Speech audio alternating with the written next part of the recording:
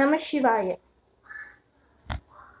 சிவயோக மையத்தில் நாம இன்னைக்கு இறந்தவர்களுடன் பேசுவது எப்படி, இறந்தவர்களுடன் பேச முடியுமா அப்படிங்கிறத பத்தி பார்க்க இருக்கோம். இறந்தவர்களுடன் பேச முடியும். அதற்கு ஒரு சில வழிமுறைகள் இருக்கு. ஆத்மலோகத்தில் இருக்கும் இறந்தவர்களுடன் ஆத்மாவுடன் நம்ம பேச முடியும். அதற்கு ஒரு சில வழிமுறைகள் இருக்கு.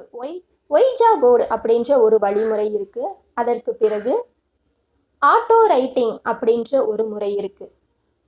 பல ஆயிரம் ஆண்டுகளுக்கு முன்னாடி என்ன பண்ணுவாங்கன்னா, ஆத்மாங்கிறது ஒளி ரூபத்துல இருக்கும் அப்படிங்கிறதுனால தண்ணியில விளக்கை மிதக்க விட்டு அந்த ஒளியின் மூலமாக அந்த ஆத்மாவை தொடர்பு கொள்ளுவாங்க. இப்ப அந்த முறை இல்லை.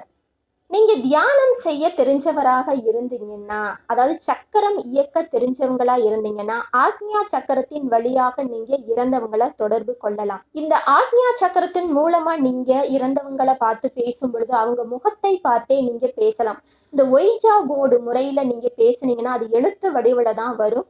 நீங்க ஆக்ஞா சக்கரத்தின் வழியா பேசும் பொழுது இறந்தவர்களுடைய முகத்தை பார்த்தே நீங்க பேச முடியும்.